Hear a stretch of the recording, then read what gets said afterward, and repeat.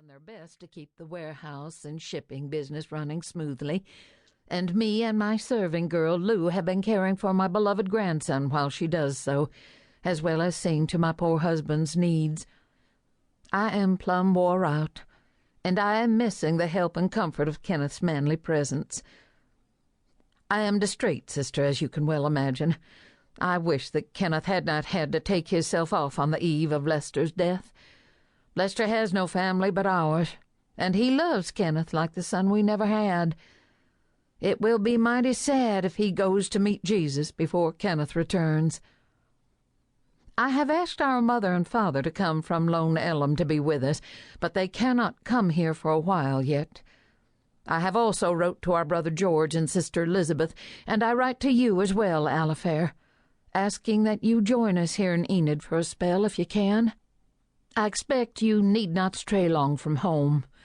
Lester's so weak that by the time you get this letter he may already have gone to the gates of heaven. Please come, dear Alafair, so Lester may see your welcome face one last time. I know this is a busy time on the farm, so if you cannot come, please join us in prayers for Lester's eternal rest. Your loving sister, Ruth Anne Yeager. Alafair replaced the letter into its envelope and slipped it into her purse before she resumed staring out the window. She didn't look forward to the inevitably depressing visit with her sister, though it never occurred to her to demur.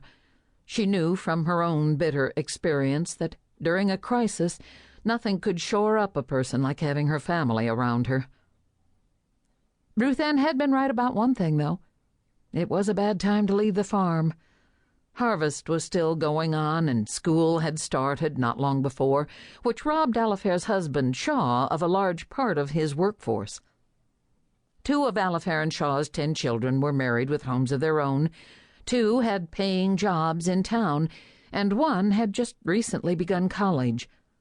But of the 7 who still lived at home, all but Grace were old enough to have their own responsibilities. She stared absently at the brown country passing by. A long, dry summer was coming to an end, and everything looked tired and thirsty, drooping in the dusty heat. Still, there was a smell on the wind, a heaviness in the atmosphere, which told Alafair that a change was on the way.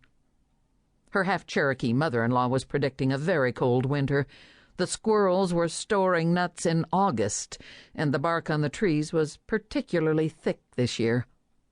Grandma Sally was seldom wrong about these things, and Alafair had already begun putting by extra fuel. The train made a long turn to the northwest, and Martha's hat slid languidly from one end of the seat she had vacated to the other. Alafair retrieved the hat and placed it in her lap. She was glad that Martha had volunteered to join her on this trip. Not only was Martha an excellent traveling companion and good company, but having her along as a babysitter had made it possible to bring Grace. Though she was sure that her older children were perfectly capable of caring for the child for the few days that Alafair would be away, Grace was not quite 3 and had never been apart from her mother for any length of time. As happy as she was to have Martha along, Alafair was surprised that she would consent to take 2 weeks off from her job as secretary to Mr. Bushyhead, manager of the First National Bank of Boynton. She was even more surprised that Mr. Bushyhead would let Martha go for so long.